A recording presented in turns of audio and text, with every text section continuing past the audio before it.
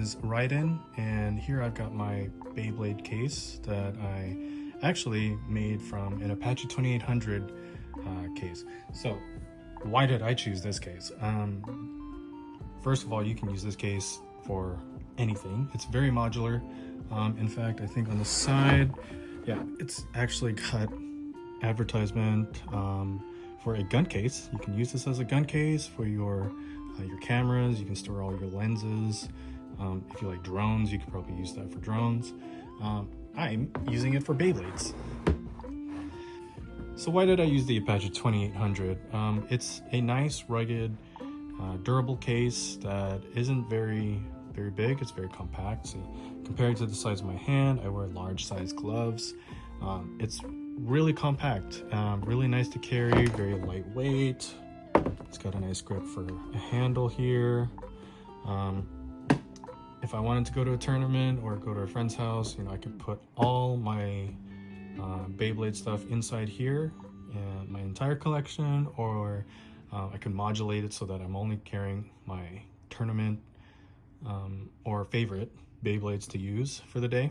So how did I go about making this case? Since I get a few questions on what I used, what I did, let me run through it for you. So the case itself is the Apache 2800, which I got about for $30 at Harbor Freight Tools.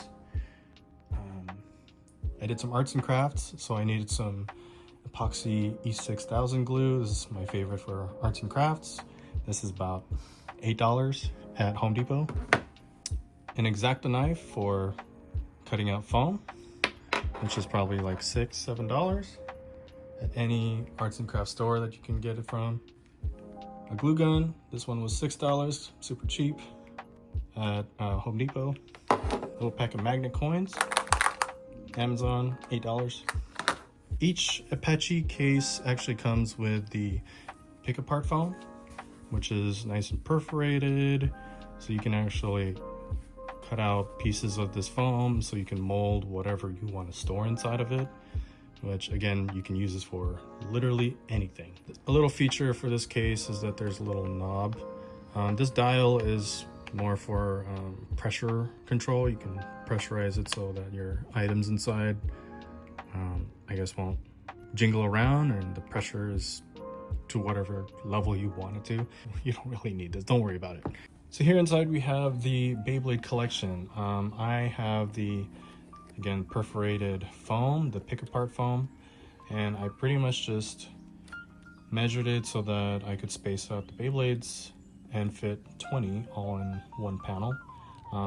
This is about 2x2 little foam blocks that I picked out, and this is really nice. I like it. It keeps it nice and snug, it doesn't move, and I have enough space to fit an entire constructed Beyblade with everything, so it's ready to go. Like, I can just go pick up any one of these and I'm ready to play.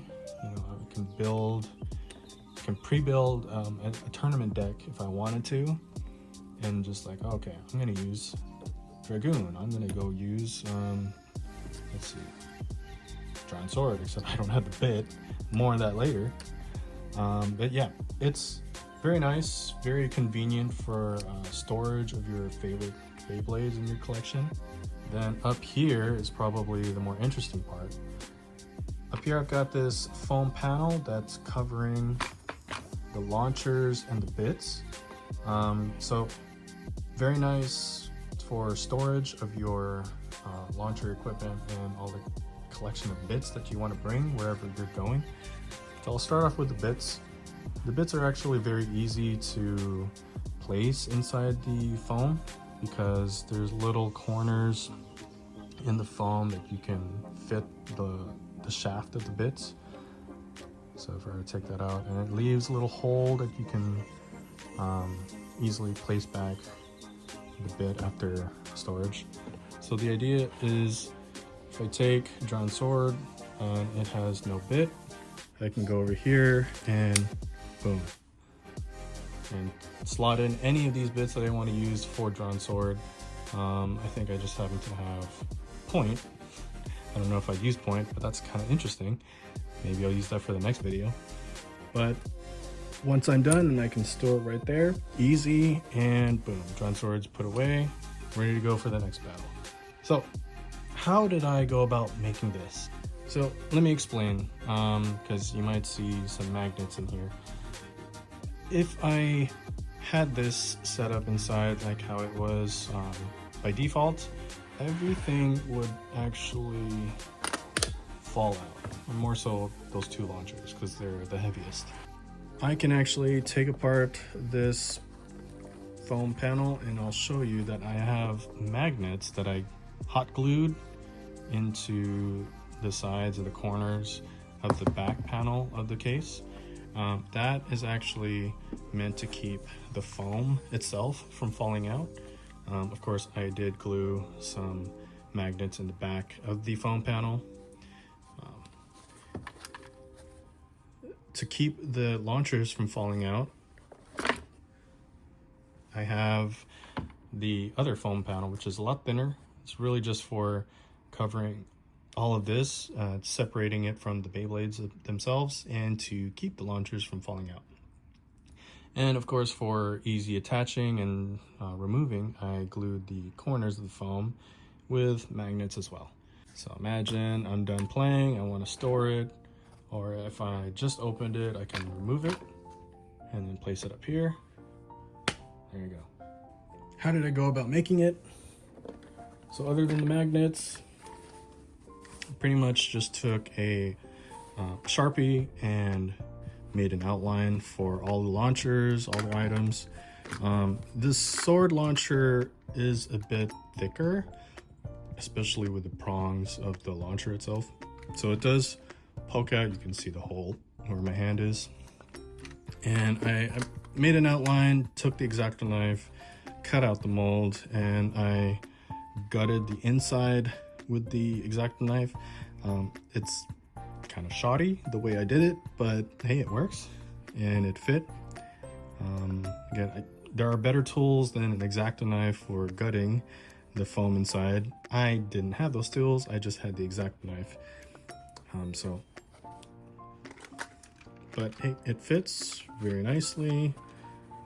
Same thing with all of this, pretty much same idea. But yeah, that's pretty much how I made all the launchers fit. You take an outline with a Sharpie, you cut it out with the X-Acto knife. You can do that with anything that you want to fit in here. You can also just pull apart the foam blocks that is built into this foam panel. You can do that if you want to be more rectangular. I want it to be more custom with the grips, especially this one. This is more kind of an angle that I had to cut this at. It's not very straight. But what I really like about this case is the magnets. Not gonna lie, this is the most modular part.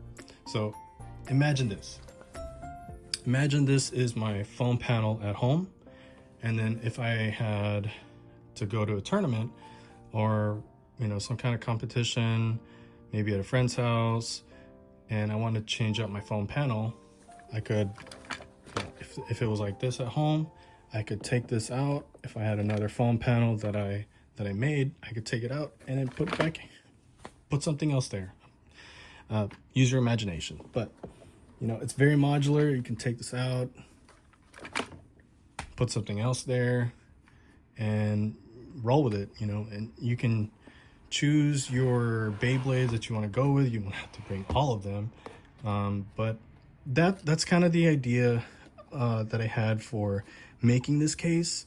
Does it work for everybody? Maybe not, but hey, that's the modular part about this case, is that you can adjust this, build it to however you want.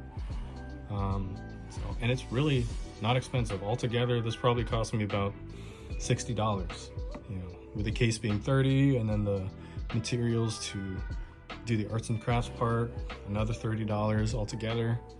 So you can buy, another Beyblade case that's already pre-made from other websites, or even the official one that's out there for like $50.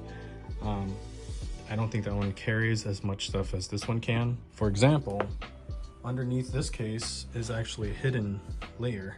So if I lift this up, I got another layer down there. Those are more of the Beyblades that you don't see, the ones that I really don't care about, or if I just want to pull out for some random video that I want to do.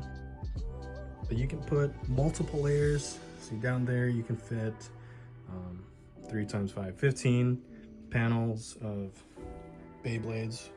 Anyway, this is my Beyblade case that I've been building, messing around with. Is it perfect? No, it's not, but it's another option out there for Beyblades that you can play with and make your own. You don't have to go with a tool set case or the actual official Beyblade case that's out there in stores. You can make your own. If you have any questions, put it down in the comments, share with your friends, let me know what you think, and have a great one. I'm gonna go back to playing Beyblades now. Bye.